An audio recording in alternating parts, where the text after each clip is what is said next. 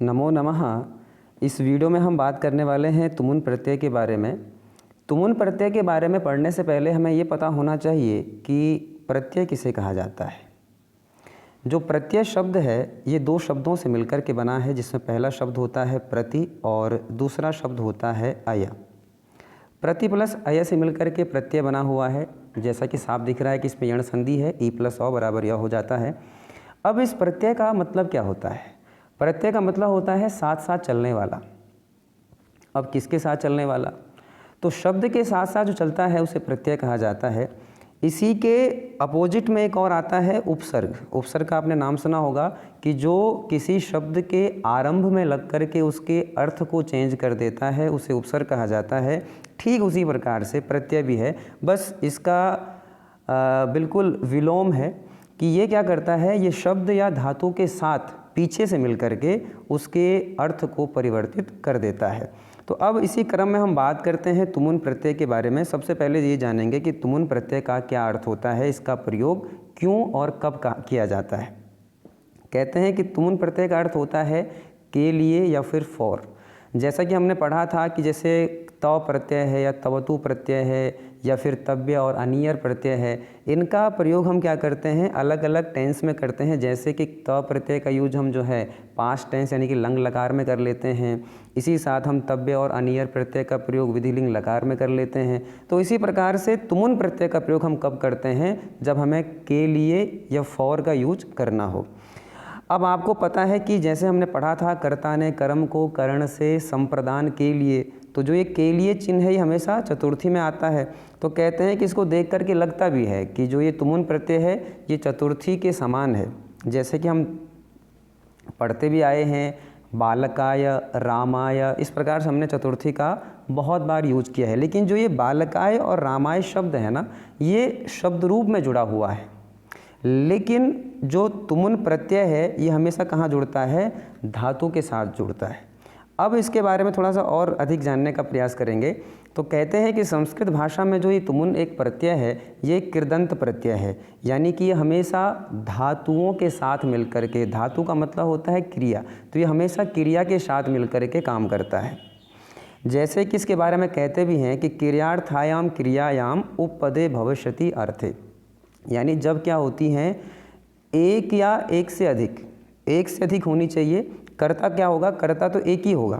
कर्ता कितना होगा, कर्ता एक होगा, लेकिन वो कर्ता क्या कर रहा होगा, दो या दो से अधिक क्रियाएं कर रहा होगा। और बड़ी बात क्या होनी चाहिए, बड़ी बात ये होनी चाहिए कि जो पहली वाली क्रिया है वो वर्तमान में होनी चाहिए और दूसरी क्रिया क्या होनी चाहिए, भविष्य में होनी चाहिए।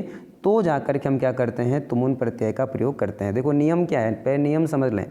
पहली बात तो कर्ता एक होना चाहिए, कर्ता एक होना चाहिए और क्रियाएं दो होनी चाहिए। और जो पहली वाली क्रिया है वो वर्तमान काल में होनी चाहिए और जो दूसरी वाली क्रिया है वो भविष्य काल में होनी चाहिए। तो जाकर क्या करेंगे, हम तुमुन प्रत्यय का प्रयोग करेंगे। अब इसके रूप देखो कैसे बनते हैं। जैसे पठ धातु है जिसका यूज हम पढ़ने के लिए करते हैं, तो अगर हम पठ धातु में तुमुन प्रत्यय लगाते हैं तो रूप बनता है पठितुम। इसका मतलब क्या निकलेगा, पढ़ने के लिए। चल धातु यानी कि चलने के अर्थ में है, इसमें अगर हम तुमुन प्रत्यय लगाएंगे तो रूप क्या बनेगा, चलने के लिए। ऐसे दा धातु होती है दान करने के अर्थ में, देने के लिए, तो रूप अगर जोड़ेंगे इसमें तुमुन प्रत्यय क्या बनेगा, दातुम यानी कि देने के लिए। ऐसे ही आपकी वक्तुम बनेगा बोलने के लिए और द्रष्टुम बनेगा देखने के लिए। तो इसमें जो है ये इस प्रकार से तुमुन प्रत्यय लगते हैं और हमेशा तुमुन प्रत्यय कहाँ लगेगा, धातु के साथ ही लगेगा। अब आगे देखिए, जब तुमुन प्रत्यय क्या होता है, किसी धातु के साथ जुड़ता है तो उसका रूप देखो कैसे बन जाता है। जैसे आपने पठ धातु पढ़ा होगा, उसका लट लकार आपने सुना होगा, पठति पठता पठंती। अब अगर हम इस पठ धातु में क्या करते हैं, तुमुन प्रत्यय को लगाते हैं तो वो क्या बन जाता है, पठ प्लस तुमुन हो जाएगा। और इसमें अक्सर क्या होता है, ई का आगम हो जाता है। जैसे पठ है इसमें ई आएगा तो पठी बन गया और वहाँ से तुमुन लग करके नौ का क्या कर देंगे, लोप कर देंगे तो पठितुम बन जाएगा। और पठितुम का मतलब क्या हो जाएगा, पढ़ने के लिए। अब इसके लिए देखो क्या कहता है कि जब कोई एक कर्ता दो क्रियाएं करे, जैसे मैंने पहले आपसे कहा था कि कर्ता क्या होना चाहिए, कर्ता हमेशा एक होगा, ये नियम है। कर्ता हमेशा एक ही होगा और उसकी क्रियाएं कितनी होनी चाहिए, दो क्रियाएं होनी चाहिए, और पहली क्रिया हमेशा क्या होनी चाहिए, लट लकार, यानी कि वर्तमान काल में, यानी कि वो भी क्रिया कर रहा हो, और दूसरी क्रिया क्या होनी चाहिए, उसके भविष्य काल में होनी चाहिए, तो ही क्या करेंगे आप, तुमुन प्रत्यय का प्रयोग करेंगे। अब इसको हम एग्जाम्पल समझते हैं कि उदाहरण से कि इसमें कैसे करके काम होता है। जैसे हमने कहा कि बालकः गच्छति, आपको पता है गम धातु का रूप बनता है वर्तमान लट लकार में, गच्छति गच्छता गच्छन्ति, तो कहता है बालकः गच्छति, यानी बालक जाता है, और बालकः खेलिष्यति, फिर बालक क्या करेगा, खेलेगा। ठीक है, अब इसको अगर हम कन्वर्ट करें किसमें, अब देखो यहाँ पे पहली बात देखना कि क्या इन दोनों अलग अलग वाक्यों में कर्ता एक ही है या नहीं है, तो दोनों में कर्ता देखो बालक ही है, यानी एक ही कर्ता है। अब क्रियाएं क्या दो हैं या नहीं है, तो क्रियाएं दो हैं, पहली क्रिया कौन सी है, गच्छति, और दूसरी क्रिया कौन सी है, खेलिष्यति। अब यहाँ पर नियम दोबारा देखिए, पहली क्रिया क्या वर्तमान काल में है या नहीं है, तो बिल्कुल है, गच्छति रूप आपको पता ही है वर्तमान काल का है। और दूसरी जो क्रिया है क्या वो भविष्यत काल की है, तो दूसरी जो क्रिया देखो भविष्यत काल, खेलिष्यति भविष्यत काल का ही है। तो यानी हमारे यहाँ पर सारे नियम काम कर रहे हैं। अब सवाल ये आता है कि हमें तुमुन प्रत्यय कौन सी वाली क्रिया में लगाना है, क्योंकि क्रियाएं दो है ना, तो हमें पहली वाली क्रिया में लगाना है या फिर दूसरी वाली क्रिया में लगाना है। तो नियम ये है कि हमेशा जो तुमुन प्रत्यय लगेगा वो हमेशा भविष्य वाले धातु में ही लगेगा। तो यहाँ पर भविष्य धातु कौन सी है, खेलिष्यति है, तो हमें क्या करना है, खेलिष्यति वाली धातु में उसको लगा देना है। तो क्या बनता है रूप, बालकः खेलितुम गच्छति, यानी जो वर्तमान काल था उसको आप सेम रखेंगे। आप क्या करोगे, जो भविष्यत काल वाला जो लकार है उसको आप आगे ले आकर के उसमें क्या लगा दोगे, तुमुन प्रत्यय लगा दोगे। तो क्या बन जाएगा, बालकः खेलितुम गच्छति, यानी बालक क्या कर रहा है, खेलने के लिए देखो जा रहा है। यहाँ पर देखो इसको समझना है कि बालक क्या कर रहा है, जा रहा है। तो बालक क्यों जा रहा है, बालक का कोई मोटिव है या नहीं है, तो बालक का मोटिव है खेलना, तो बालक खेलने के लिए जा रहा है। तो इस सेंटेंस का अर्थ क्या निकला कि बालकः खेलितुम गच्छति, अर्थात बालक खेलने के लिए जा रहा है। जैसे पहले बात आई थी कि तुमुन प्रत्यय का प्रयोग करते हैं के लिए के अर्थ में। आगे देखिए, जब हमने पीछे देखा था कि हमने जब धातु में तुमुन प्रत्यय लगाया तो पठ में जैसे हमने तुमुन लगाया तो कैसे बना, पठ में प्लस ई आ जाएगा और तुम लग करके पठितुम बन जाएगा। ठीक है, इसमें आपको एक बात और समझनी है कि बालक जो वर्तमान में क्रिया कर रहा होता है उसका कहीं ना कहीं मोटिव क्या होता है, उसका भविष्य का होता है। जैसे लिखा है कि बालकाः पठितुम विद्यालयम गच्छन्ति, यानी बालकाः गच्छन्ति, बालकाः विद्यालयम गच्छन्ति, और बालकाः पठिष्यन्ति, यानी बालक जब विद्यालय जाते हैं तो उनका मोटिव है ना, उनका मोटिव क्या है, पढ़ना। तो उनका जो मोटिव है वो क्या होगा, भविष्य काल में होगा। तो बालक क्या कर रहे हैं, विद्यालय जाएंगे, विद्यालय जा रहे हैं, और बालक फिर क्या करेंगे, वहाँ पढ़ेंगे। तो इसमें देखिए आप कि बालकाः पठितुम विद्यालयम गच्छन्ति, बालक जा रहे हैं। बालक क्यों जा रहे हैं विद्यालय में, बालक जा रहे हैं पढ़ने के लिए। तो बालकाः गच्छन्ति, बालकाः पठिष्यन्ति, तो क्या बन जाएगा रूप, आपने क्या करना है, भविष्यत वाले में तुमुन प्रत्यय लगाना है। तो बालकाः पठितुम विद्यालयम गच्छन्ति, ऐसे आपने गम धातु में तुमुन प्रत्यय लगाया, क्या बनेगा, अहम गन्तुम इच्छामि। ऐसे वच धातु में आपने तुमुन प्रत्यय लगाया, क्या बनेगा रूप, वक्तुम बन जाएगा। तो छात्राः उत्तरम वक्तुम हस्तरम उपरि करोति। अगर हम इसको अलग अलग कर दें, क्योंकि प्रत्यय हमेशा तभी काम करता है जब वहाँ पर दो से अधिक क्रियाएं हो रही है। हम प्रत्यय का यूज क्यों करते हैं कि हम किसी वाक्य को बहुत शॉर्ट कर दें। अगर हम इसको बड़ा करें तो क्या बनेगा कि छात्राः हस्तम उपरि करोति, ठीक है, छात्राः उत्तरम दास्यन्ति। अब अगर हम इसको बनाएं एकदम प्रत्यय लगा करके तो क्या बनेगा कि छात्राः उत्तरम वक्तुम हस्तम उपरि करोति, यानी छात्र उत्तर देने के लिए क्या कर रहे हैं, हाथ ऊपर कर रहे हैं। यानी छात्र ने पहले क्या किया, हाथ ऊपर किया, ये वर्तमान क्रिया हो गई। अब उसका मोटिव क्या था हाथ ऊपर करने का, तो उसका मोटिव था उत्तर देने का। ऐसे धातु आती है पृच्छ धातु प्रष्टुम के रूप में, यानी कि पूछने के अर्थ में। तो छात्र क्या करते हैं, शिक्षक के घर जाते हैं।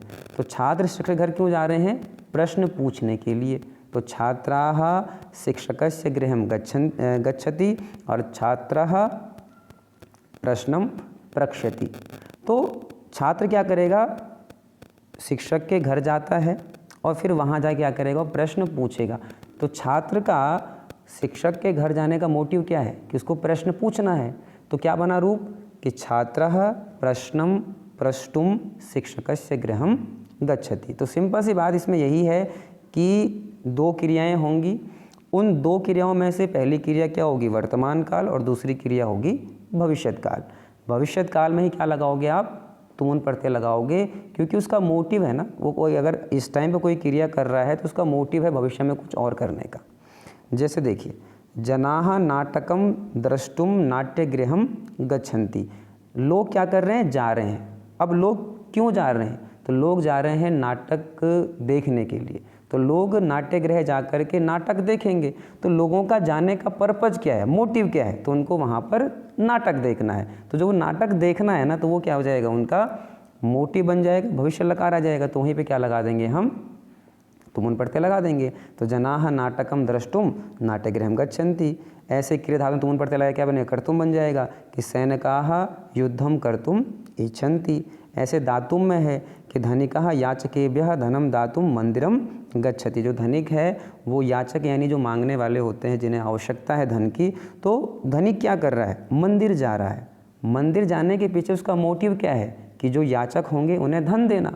तो क्या बना रूप कि धनिकः याचकेभ्यः धनम दातुम मंदिरम गच्छति। ऐसे ही पा धातु में लगाएंगे तुमुन प्रत्यय तो पातुम बन जाएगा कि प्राणिनः जलम पातुम जलाशयम गच्छन्ति। रूप क्या इसका अलग अलग कैसे बनेगा कि प्राणिनः जलाशयम गच्छन्ति, प्राणिनः जलम पाश्यन्ति। यानी क्या बनेगा कि जो प्राणी हैं वो क्या कर रहे हैं, जलाशय जा रहे हैं और वहाँ जाकर वो पानी पिएंगे। अब हमने इसमें क्या तुमुन प्रत्यय लगा दिया कि प्राणिनः जलम पातुम जलाशयम गच्छन्ति। उनका जो पाश्यन्ति जो वो क्या था, भविष्यत लकार था, हमने वहाँ पे तुमुन प्रत्यय लगा दिया।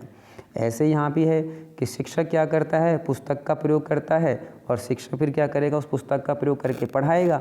तो हमने क्या लगा दिया, शिक्षकः पाठयितुं पुस्तकस्य प्रयोगम करोति।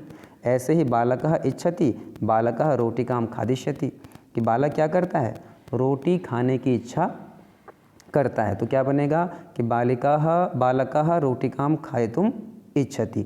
तो इस प्रकार से हमने ये समझा कि ये जो तुमुन प्रत्यय है, पहली बात तो इसका यूज़ करते हैं हम के लिए या फॉर के लिए। हमेशा नियम यही होगा कि तुमुन प्रत्यय लगेगा धातु रूप के साथ में, क्रिया के साथ में, और हमेशा क्या है, कर्ता हमेशा एक होना चाहिए, क्रियाएं हमेशा दो होनी चाहिए। पहली क्रिया होगी वर्तमान की, दूसरी होगी भविष्यत काल की, और जो वो दूसरी क्रिया होगी ना, वो उसका मोटिव होगा। जैसे छात्र विद्यालय जाते हैं, छात्र पढ़ेंगे। तो यानी छात्र जो विद्यालय जाने वाली क्रिया कर रहे हैं, उसके पीछे उनका एक मोटिव है। मोटिव क्या है, उन्हें पढ़ना है। तो जो उनको पढ़ना है वो क्या हो जाएगा, उनका मोटिव। तो हम क्या बोल देंगे, छात्राः पाठितुं विद्यालयम गच्छन्ति। तो इस प्रकार से हमने इस वीडियो में तुमुन प्रत्यय के अर्थ को समझा।